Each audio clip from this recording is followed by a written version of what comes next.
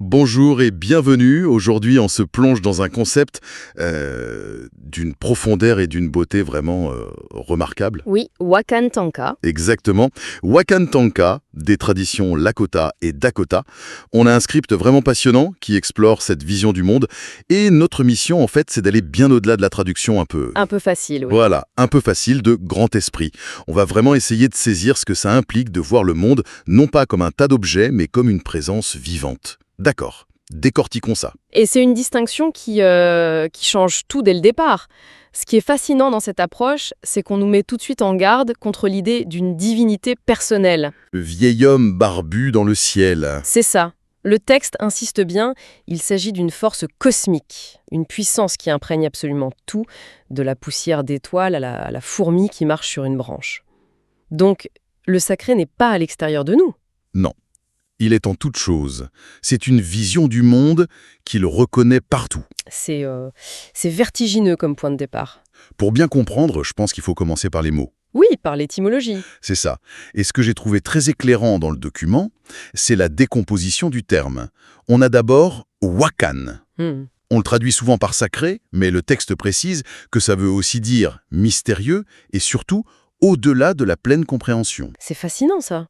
Parce que c'est comme si l'humilité était intégrée. Dans le langage lui-même. Oui, voilà. La langue nous dit d'emblée « Attention, tu pourras jamais mettre ce concept en boîte, le cerner complètement avec ton intellect. » C'est une reconnaissance de nos limites qui est fondamentale. C'est ça, c'est intégré. Et ensuite, on a tanka, Qui veut dire grand, vaste. puissant aussi.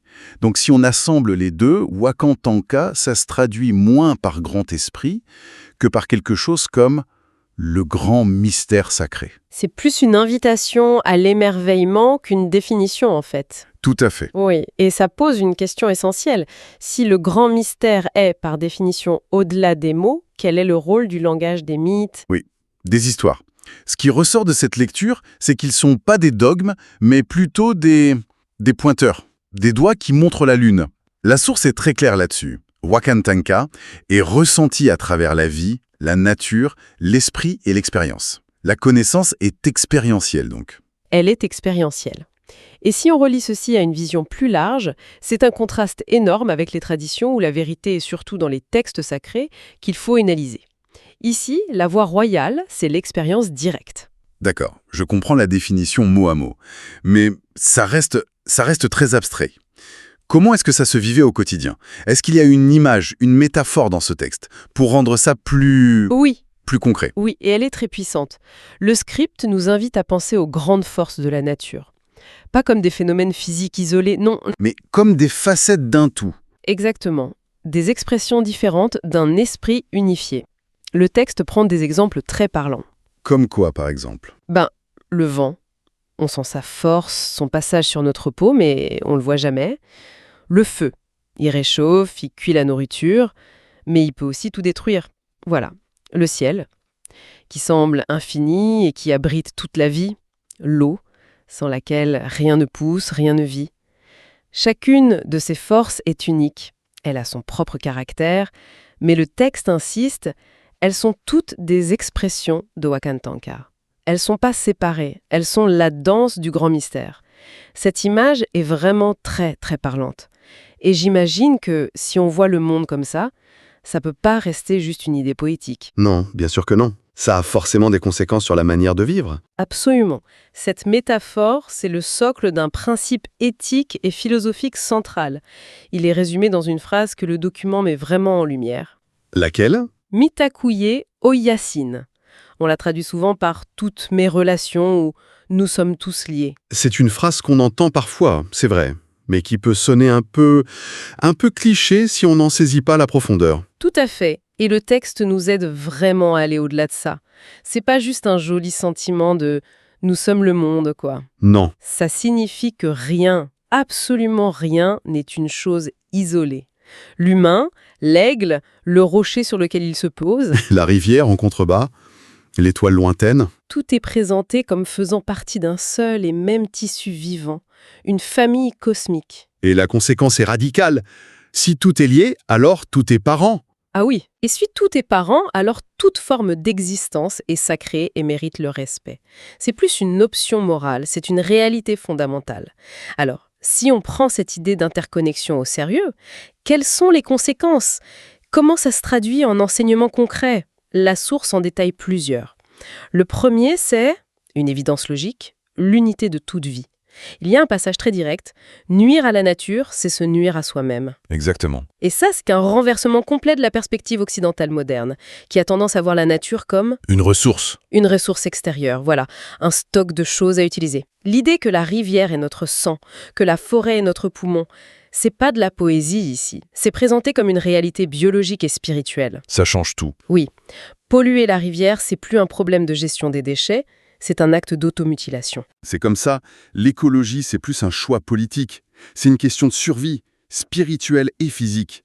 Un autre enseignement qui m'a frappé, c'est celui de l'humilité. Dans notre monde qui valorise la maîtrise, le savoir absolu, c'est presque contre-culturel. C'est totalement contre-culturel. L'humilité, telle qu'elle est décrite ici, c'est pas se dévaloriser, hein. C'est l'acceptation sereine et profonde qu'il y a des mystères que notre intellect pourra jamais totalement saisir. D'accord? Et que c'est précisément dans cet espace de non-savoir que la sagesse peut émerger. C'est arrêter de vouloir tout contrôler pour commencer à écouter. Et cette écoute, ça mène à un autre point clé. Vivre en équilibre. J'ai trouvé ça intéressant, parce que le texte parle pas seulement d'équilibre écologique. Non, c'est une vision bien plus large, une approche holistique. Le document parle de 4 dimensions de l'harmonie à cultiver. Lesquels? Alors, d'abord, l'harmonie avec la nature, bien sûr. Ensuite, l'harmonie avec la communauté. Le bien-être de l'individu est inséparable de celui du groupe. Logique. Puis, l'harmonie avec soi-même, l'alignement du corps, de l'esprit, des émotions. Et enfin, l'harmonie avec l'esprit, avec Wakantanka. Ces 4 dimensions sont vues comme les 4 pieds d'une même table. Si un pied est chancelant, toute la structure est instable. Ça a beaucoup de sens. Et on en revient à cette idée de relation. Le texte souligne un autre point, la relation sacrée avec la nature. Et il insiste sur un changement de vocabulaire qui en fait change tout. Oui, et c'est peut-être le point le plus transformateur. Une montagne, une rivière, un bison, ce ne sont pas des ressources, Non. ce sont des parents, des aînés. Imaginez un peu l'impact d'un tel changement de perspective. On n'exploite pas un parent, on ne mesure pas la valeur d'un aîné en termes de productivité. On l'écoute, on apprend de lui, on le respecte, on en prend soin. La nature n'est plus un décor ou un entrepôt. Elle devient un membre de la famille. Ce qui change complètement la façon d'acquérir la connaissance. Le script parle de vision intérieure. Ça ressemble pas à ce qu'on apprend à l'école. Non, c'est une autre forme d'intelligence. La source a une formule très belle pour ça. La vérité est reçue et non forcée. Elle n'est pas le fruit d'une conquête intellectuelle agressive. Ah non, mais d'une réceptivité cultivée. Et les canaux pour cette réception, ce sont le silence, l'observation patiente de la nature, l'écoute des rêves, l'intuition et les cérémonies. C'est une invitation à faire taire le bruit mental pour laisser le monde nous parler. Ce qui nous amène logiquement aux pratiques spirituelles. Le script en mentionne plusieurs. La quête de vision, la danse du soleil, la pipe sacrée. Mais pour qu'on comprenne bien la profondeur, peut-être qu'on pourrait s'arrêter sur une en particulier. La hutte à sudation, l'inipi, par exemple. Oui, l'inipi. Qu'est-ce qui la rend si fondamentale selon cette lecture? C'est un excellent exemple, parce que l'inipi, vue de l'extérieur, pourrait être réduite à une sorte de sauna spirituel, quoi. Oui, on pourrait le voir comme ça. Mais le texte insiste sur la richesse du symbolisme. La hutte elle-même, basse et ronde, elle représente l'utérus de la terre-mère. Y entrer, c'est symboliquement retourner à la source de la vie. D'accord. L'obscurité y est totale, on perd ses repères visuels, ce qui force une introspection profonde. Les pierres chauffées à blanc, ce sont les grands-pères, dépositaires de la mémoire ancestrale de la Terre. Et la vapeur. Quand on verse l'eau, Voilà. La vapeur, c'est le souffle du grand mystère qui vient purifier le corps et l'esprit. C'est une expérience de mort et de renaissance en miniature. c'est beaucoup plus qu'un simple rituel de purification, et c'est important de le souligner. D'ailleurs, le texte ajoute une mise en garde que je trouve essentielle. Oui, Ces rituels ne sont pas destinés au divertissement. Ce sont des voies sacrées vers l'unité avec la présence divine. C'est un appel au respect et à la prudence face à l'appropriation culturelle. un appel absolument crucial. Et cela soulève une question importante. Si ces rituels sont spécifiques et sacrés, quelles leçons plus universelles peut-on tirer de cette vision du monde, pour nous aujourd'hui? Oui, c'est la question. Le script conclut en proposant une série d'enseignements très concrets qui, eux, ne nécessitent pas de rituels formels. Oui, et elles sont d'une simplicité presque désarmante. Par exemple, ralentir et ressentir la vie. Respecter chaque être. Se connecter quotidiennement avec la nature, même si c'est juste en observant un arbre par sa fenêtre. Ou encore, écouter plus qu'on ne parle. Traiter le monde comme sa propre famille. Et vivre avec gratitude, non pas comme un exercice de pensée positive, mais comme une reconnaissance constante de notre interdépendance. C'est ça. Ce qui est puissant, c'est que ce ne sont pas des conseils de bien-être piochés au hasard. Ce sont les conséquences logiques, inévitables, de la vision du monde qu'on vient de décrire. Ah oui, c'est vrai. Si on croit vraiment que tout est parent, alors respecter chaque être, c'est plus un effort, c'est une évidence. Si on croit que la nature est sacrée, s'y connecter devient aussi vital que de respirer. C'est une très belle synthèse.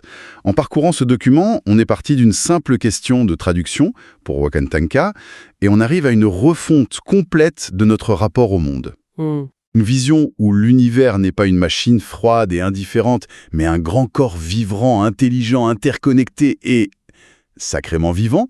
Le message final de cette lecture, c'est que ce n'est pas une croyance ancienne, mais une réalité perceptible, ici et maintenant. Tout à fait. Et pour conclure, j'aimerais partager la toute dernière pensée de notre source qui résume tout. Le texte se termine par cette phrase magnifique. « Le grand mystère coule toujours à travers le vent, les océans, les forêts et chaque souffle que l'on prend. » C'est une image incroyablement forte pour finir. Oui, et elle nous laisse avec une question à méditer. Si chaque souffle, cet acte qu'on accomplit des milliers de fois par jour sans y penser, si chaque inspiration et chaque expiration n'est pas juste un processus biologique, mais une connexion consciente. Une connexion consciente et directe avec cette force qui anime tout l'univers. Si respirer, c'est participer activement au souffle du monde, comment est-ce que ça change notre perception du simple fait d'être en vie, là, maintenant? C'est une excellente question. La source se termine sur les mots que nous avons déjà évoqués et qui semblent être la seule conclusion possible à cette exploration. Mitakuye Oyashin. Mitakuye Oyashin.